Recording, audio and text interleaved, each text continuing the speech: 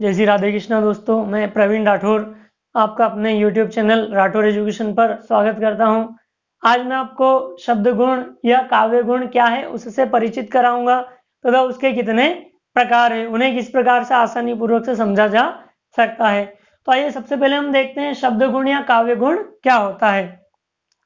तो किसी काव्य को सुनने में, पढ़ने में या देखने में जो आनंद की अनुभूति होती है उसे हम रस कहते हैं। और प्रत्येक रस के साथ एक उसका अनिवार्य जो होता है एक तत्व उसमें पाया जाता है। प्रत्येक रस के साथ एक अनिवार्य तत्व पाया जाता है और काव्य की शोभा बढ़ाने वाले ऐसे तत्वों को शब्द गुण या काव्य गुण के नाम से जाना जाता है। तो आपने देखा शब्द गुण या काव्य गुण क्या है। अब हम बात करें शब्द गुण या काव्य गुण क्या होते हैं। तो सबसे पहला आता है ओज गुण। ओज का मतलब होता है तेज। तो ओज गुण एक ऐसा गुण रहता है जिसके अंतर्गत जब काव्य में किसी व्यक्ति को कुछ ऐसी बातें सुनाई जाए या कुछ ऐसी बातें हमें सुनने को मिले कि उन्हें सुनकर व्यक्ति के मन में आक्रोश उत्पन्न हो जाए, जोश उत्पन्न हो जाए, एक नया उत्साह जब उत्पन्न हो जाए तो उसे ओज गुण के नाम से जाना जाता है। सामान्यतः यदि हम बात करें तो वीर रस के जितने भी उदाहरण रहते हैं वे सारे के सारे ओज गुण के अंतर्गत ही सम्मिलित किए जाते हैं। जैसे उदाहरण के लिए देखें तो बुंदेले हरबोलो के मुंह हमने सुनी कहानी थी, खूब लड़ी मर्दानी वो तो झांसी वाली रानी थी। या फिर हम कहें कि होंगे वो कोई और जो मनाए जन्म दिवस, मेरा तो नाता रहा है मरण त्योहारों से। तो इन बातों को सुनकर ही व्यक्ति के मन में एक नया जोश, एक नई उमंग जब उत्पन्न हो जाती है तो उसी को ओज गुण के नाम से जाना जाता है। आगे हम बात करें प्रसाद गुण की।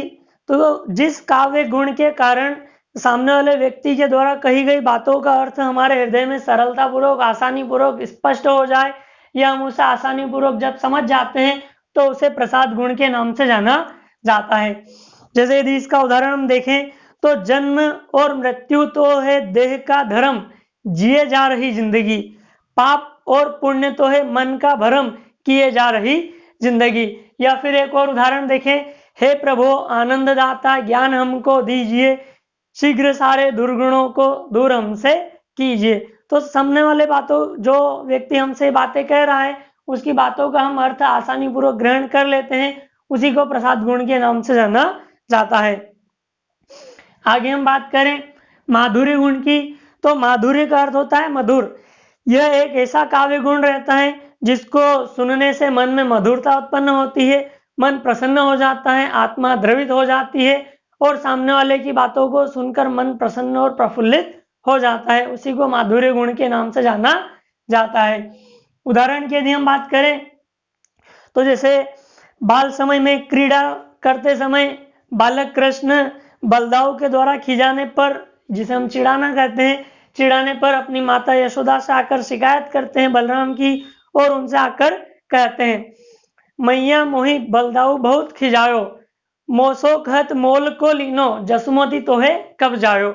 अर्थात बालक कृष्ण माता से कहते हैं कि मैया, बलराम भैया मुझसे कह रहे हैं कि तुझे यशोदा मैया ने जन्म नहीं दिया है बल्कि उन्होंने तो तुझे मोल खरीदा है। यह बात जब बालक कृष्ण के द्वारा माता यशोदा से कही जाती है तो माता यशोदा इन बातों को सुनकर मन में प्रसन्न हो जाती है या उनका मन प्रसन्न हो जाता है, उन्हें हंसी आ जाती है, तो इसी को माधुर्य गुण के नाम से जाना जाता है।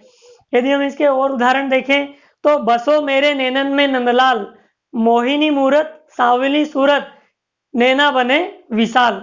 तो इन गुणों को माधुर्य गुण के नाम से जाना जाता है। दोस्तों आशा करता हूं कि आज का ये वीडियो मेरा आपको पसंद आया होगा।